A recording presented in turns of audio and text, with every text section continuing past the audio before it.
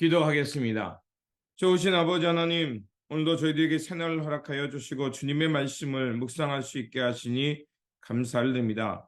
먼저 부름 받았사오니 우리에게 맡겨진 책임을 잘 감당하며 우리 주 예수 그리스도의 영광과 하나님 나라의 의의를 드러내며 살아가는 주님의 택함 받은 백성들 되게 하여 주옵소서. 그래서 아버지 하나님, 우리가 주님의 뜻을 잘 경청하며 주님의 길로 바르게 인도함을 통해 많은 사람들을 주님 나라의 생명과 구원으로 인도하는 이정표와 같은 삶의 자리 되게 하여 주옵소서. 우리 구주 예수 그리스도 이름으로 기도드립니다. 아멘. 오늘 우리에게 주신 말씀은 예레미야 26장 12절에서 24절입니다. 그러나 예레미야는 모든 고관과 온 백성에게 이렇게 대답하였다. 여러분이 들으신 모든 말씀대로 이 성전과 이 도성의 재앙을 예언하라고 주님께서 나를 보내셨습니다. 그러므로 이제 여러분은 자신의 행동과 행실을 바르게 고치고 여러분의 하나님이신 주님의 말씀에 순종하십시오. 그러면 주님께서도 여러분에게 내리시겠다고 말씀하신 재앙을 거두실 수도 있을 것입니다. 나는 여러분의 손에 잡혀 있으니 여러분이 보시기에 좋으신 대로 옳다고 생각하는 대로 나를 처리하십시오. 그러나 이것만은 분명히 알아두십시오. 여러분이 나를 죽인다면 자신과 이 도성과 이 도성의 주민은 무죄한 사람의 피를 흘린 죗값을 받을 것이니 이는 이 모든 말씀을 여러분의 귀에 전하도록 나를 보내신 이가 바로 주님이시기 때문입니다. 그러자 고관들과 온 백성이 제사장들과 예언자들에게 말하였다. 이 사람에게는 사형 선고를 받아야 할 만한 죄가 없습니다. 그는 주 우리 하나님의 이름으로 우리에게 말씀을 전하였기 때문입니다. 이때 지방의 장로들 가운데서 몇 사람이 일어나서 거기에 모인 백성의 온 회중에게 이렇게 말하였다. 유다 왕 히스기야 시대에 모레셋 사람 미가가 유다 온 백성에게 이와 같이 예언하였습니다. 나 만군의 주가 말한다. 시온이 밭 갈듯이 뒤엎어질 것이며 예루살렘이 폐허더미가 되고 성전이 서 있는 이 산은 숲을만이 무성한 언덕이 되고 말 것이다. 그때 유다 왕 히스기야와 온 유다 백성이 그를 죽였습니까? 그들이 오히려 주님을 두려워하고 주님의 은혜를 간구하니 주님께서도 그들에게 내리겠다고 말씀하신 재앙을 거두지 않았습니까? 그런데 지금 우리는 그 큰 재앙을 우리 자신에게도 불러들이려고 하고 있습니다.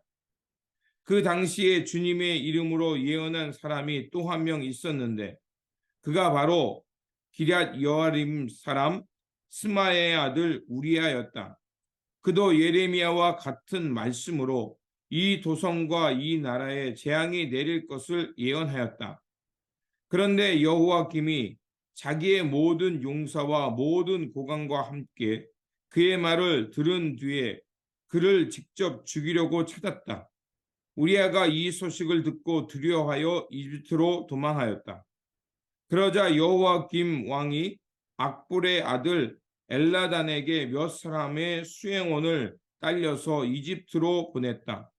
그들이 이집트에서 우리야를 붙잡아 여호와김에게로 데려오자 왕은 그를 칼로 죽이고 그 시체를 평민의 공동묘지에 던졌다.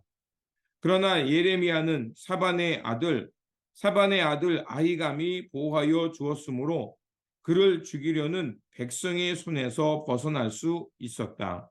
아멘.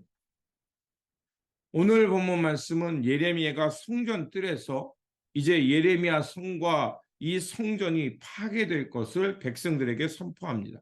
그러자 백성들이 그 예언의 소리를 듣고 그를 죽이려고 하는 말씀입니다. 오늘 본문의 배경은 요시야 왕의 아들 여호와김 원년입니다. 하나님께서 예레미야에게 성전에 가서 예루살렘의 성과 성전의 멸망을 예언하라고 말씀하십니다. 4절에서 6절에 이렇게 되어 있습니다. 너는 나 주가 한 말을 그들에게 이렇게 일러주어라.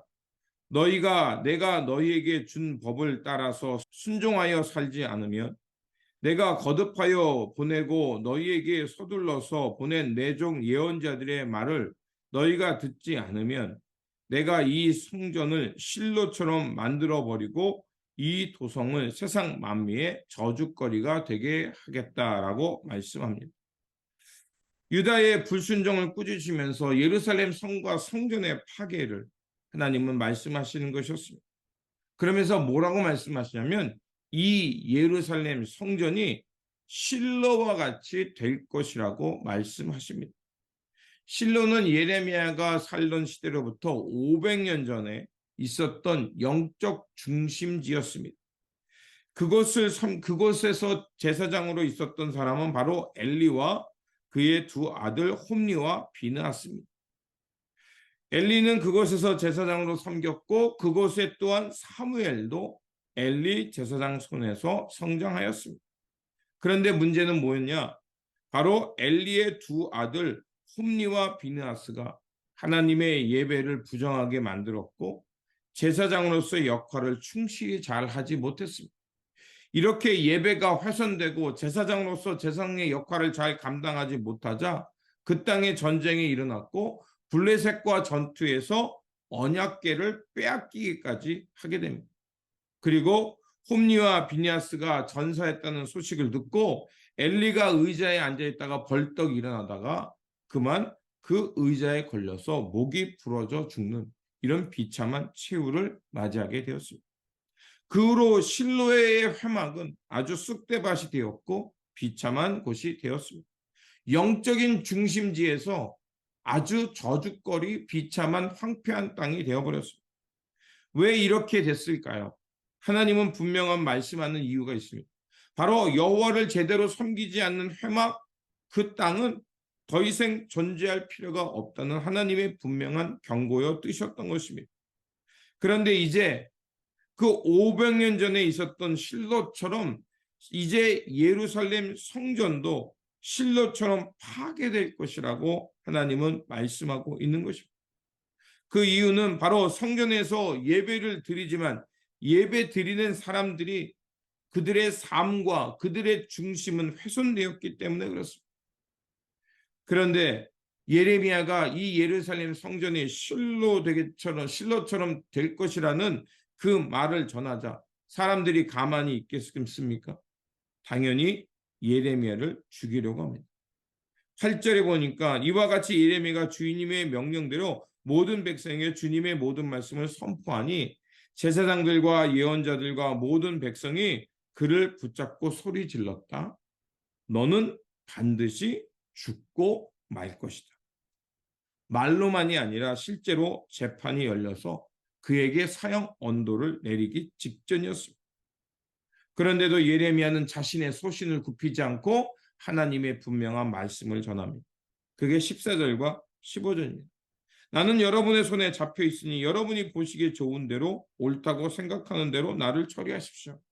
그러나 이것만은 분명히 알아두십시오. 여러분이 나를 죽인다면 자신과 이 도성과 이 도성의 주민은 무죄한 사람의 피를 흘린 값을 받을 것이니 이는 이 모든 말씀을 여러분의 귀에 전하도록 나를 보내신 이가 바로 주님이시기 때문입니다.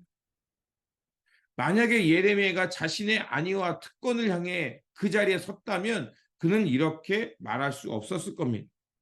하나님의 분명한 말씀과 뜻을 깨달았기 때문에 그는 자신의 목숨을 다해 하나님의 뜻을 전한 것이었습니다.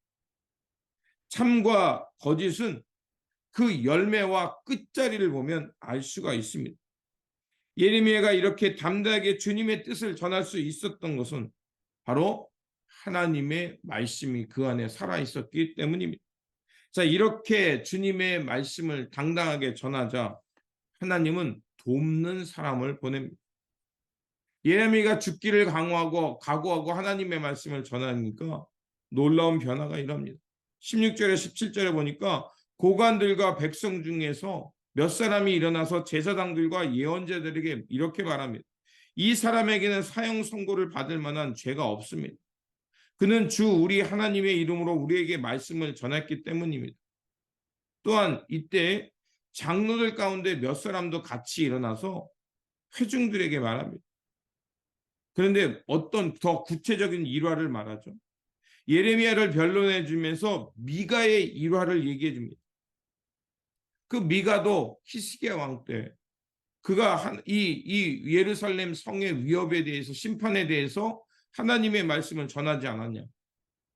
그런데 그때 백성들이 그것을 하나님의 소리로 듣고 백성들이 회개하고 하나님의 은혜를 구하자 그들이 구원을 받았다는 일화를 얘기합니다. 이렇게 예레미야를 변론하면서 그 예레미야가 위험에서 벗어날 수 있게 됩니다. 그리고 결정적으로 사반의 아들 아히감이 이 예레미야를 보호해 줍니다. 이 모든 사람들은 어떤 사람들이었을까요? 13절에 보니까 너희는 너희 길과 행위를 고치고 너희 하나님 여호와의 목소리를 청종하라. 그러면 여호와께서 너희에게 선언하신 재앙에 대해서 뜻을 돌이키시라. 이런 말씀이 나옵니다. 이들 모두는 그 어렵고 답답한 시대임에 불구하고 여호와의 목소리를 청종한 사람이었습니다. 마지막으로 예레미야를 보호했던 그 아히감은 어떤 사람이냐? 바로 열왕기하 22장에 그 요시야 왕 때 성전을 정화하게 됩니다. 그리고 hil기야가 성전을 정비하면서 율법책을 발견하고요. 그 율법책을 받아서 요시야 왕의 앞에 가서 읽었던 사람이 바로 서기관 사반이었습니다. 그 사반의 아들이면서 이 아히감이 그가 나중에 예레미야 시대 때 예레미야를 백성들의 분노와 허위 재판으로부터 보호하는 사람이 되었던 것입니다.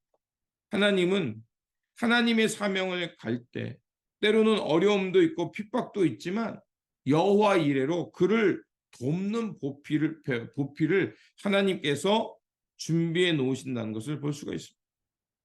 그래서 사도 바울도 고린도전서 10장 13절에 뭐라고 말하면 사람이 감당할 시험 밖에는 너희가 당할 것이 없으니 오직 하나님은 미쁘사 너희가 감당하지 못할 시험 당함을 허락하지 아니하시고 시험 당할 쯤에는 또한 피할 길을 내사 너희로 능히 감당하게 하시니라.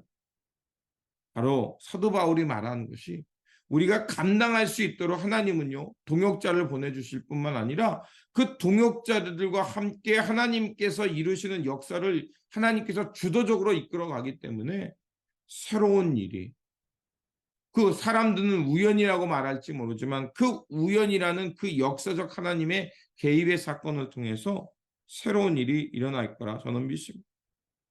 하나님께서 우리가 믿음의 길을 갈 때 이 믿음의 길을 함께 걸어갈 수 있는 동역자들 공동체를 보내주셨습니다. 그렇게 우리가 이렇게 동역자들과 공동체가 있기에 어려움 속에서도 함께 어깨동무하며 하나님 나라를 향해 나아갈 수 있는 것입니다. 그러므로 오늘도 우리에게 주신 말씀이 있습니다. 오늘 말씀을 통해서 깨달은 하나님께서 우리의 마음속에 울림을 주시는 소리가 있을 거라 믿습니다. 여러분들은 그러면 그 목소리를 청종하시고 주님과 함께 주님께서 걸어가신 그 십자가의 상 하나님 나라를 이루어가는 삶을 향해 함께 나아가시길 바랍니다. 그 길에는 주님이 함께 하실 뿐만 아니라 옆에 있는 우리의 동역자들이 있다는 것을 기억하십시오. 그러므로 믿음의 동역자가 되어서 하나님께서 이루어 가시는 그 하나님 나라, 그 주님께서 걸어가시는 그 길을 믿음으로 함께 걸어가는 저와 여러분들이 되시기를 주님의 이름으로 축원드립니다. 기도하겠습니다.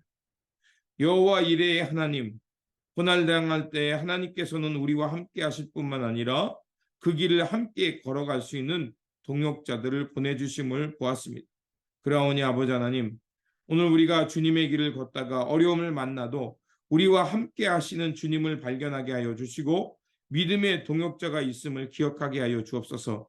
그래서 우리에게 맡겨진 사명의 살이 바르게 걷게 하시고 우리에게 들려준 말씀을 바르게 듣고 바르게 전하며 살아가는 믿음의 동역자들 하나님 나라의 신실한 일꾼들 되게 하여 주옵소서.